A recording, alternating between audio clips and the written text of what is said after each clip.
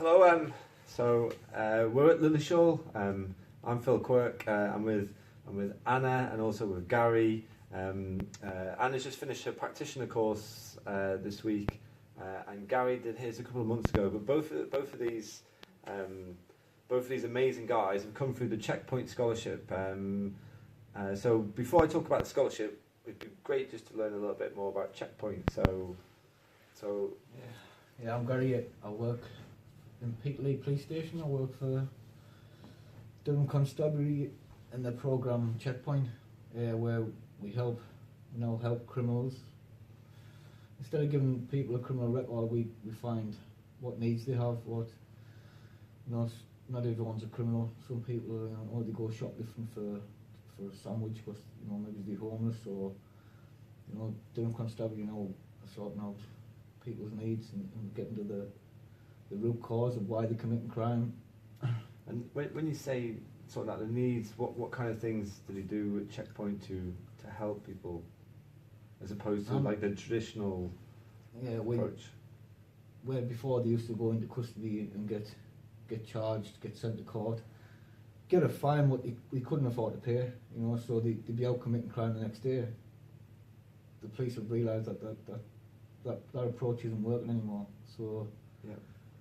People have needs, I have a lot of people on my caseload with mental health problems, homelessness, drug addiction. We find them accommodation. We find them the right support and help. We look to outside agencies, like, not to mention names, but like mental health nurses. Yeah. The drug and alcohol services. Like I said, accommodation, and just to get them some structure and get them a bit of some sort of foundation, yep. And get them the right support and help what they need, so they've got better life chances. Yep.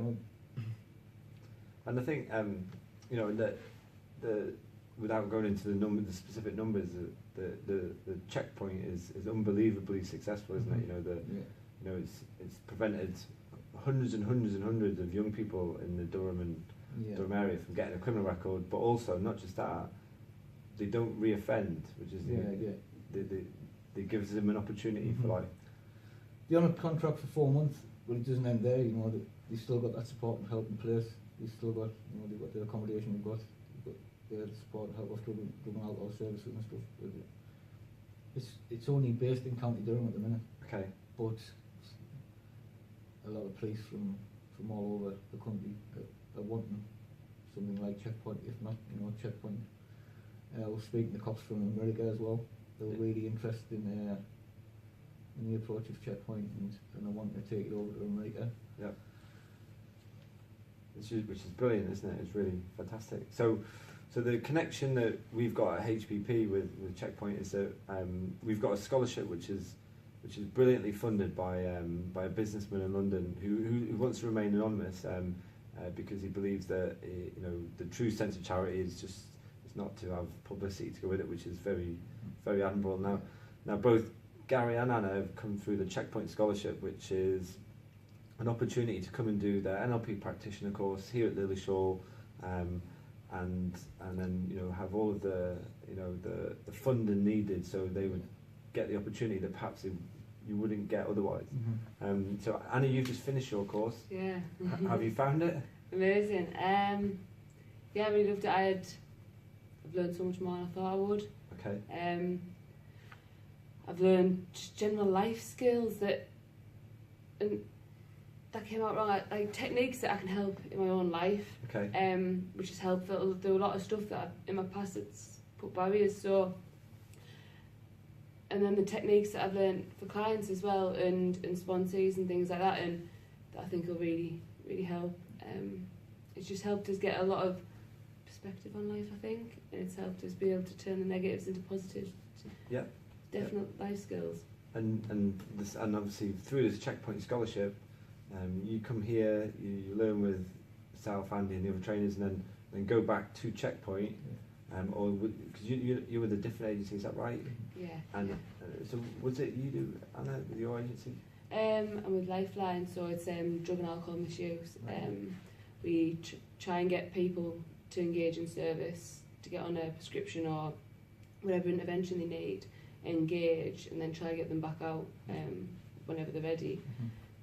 So yeah, like if they get on a prescription, it's reductions, things like that. Get into group work, get into looking at how they think and changing the way that they can get the motivation to change and they can make the change.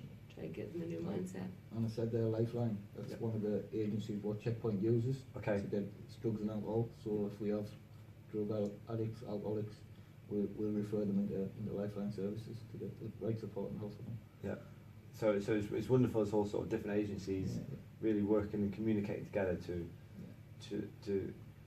perhaps not the traditional approach. I think everyone knows. You know, you just read the papers. Traditional approach to dealing with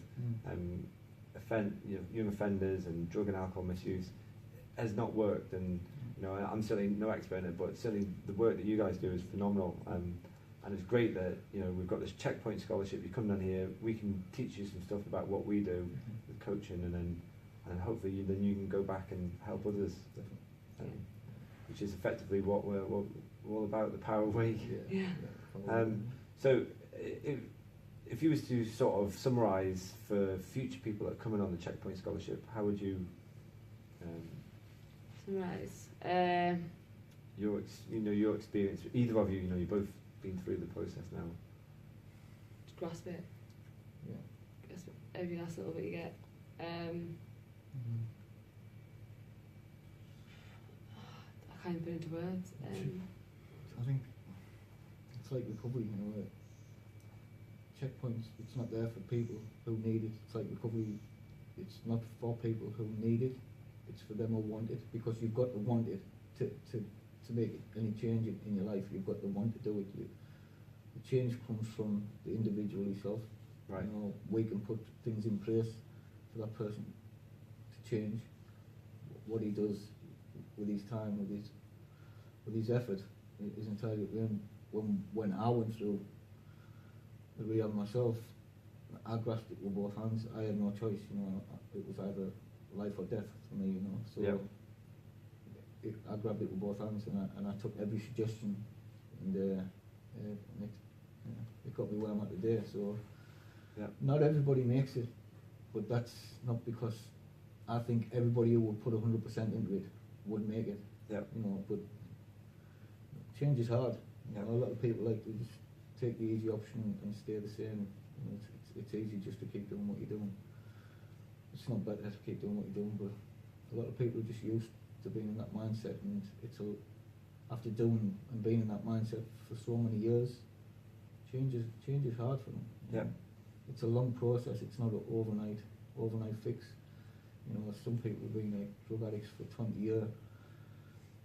That means it's going to be a long, hard slog to get rehabilitated and to fully change your mindset. You know, it's not going to be a quick fix after a 20-year drug addiction or being homeless for 8 years. It's not a quick fix to get back to normality. So people who are successful are the ones who really put into it and put their heart and soul into it, not just the mind. You know, they really grasp it with both hands and know that this is what they want, this is what they need.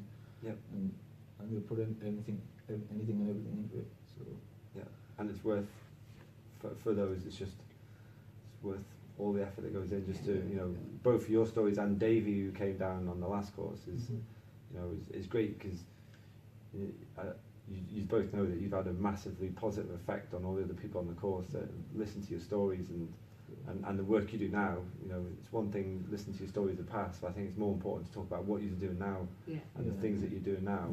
And I think it's great for people to understand about addiction a little bit more, as opposed to just see it on the news, and perhaps we're a little bit judgmental. And when you meet people that can explain it, and the, you know, Davy's story, for instance, they, you know, living in a tent in the woods at 14, you know, you find the origins as opposed to the results.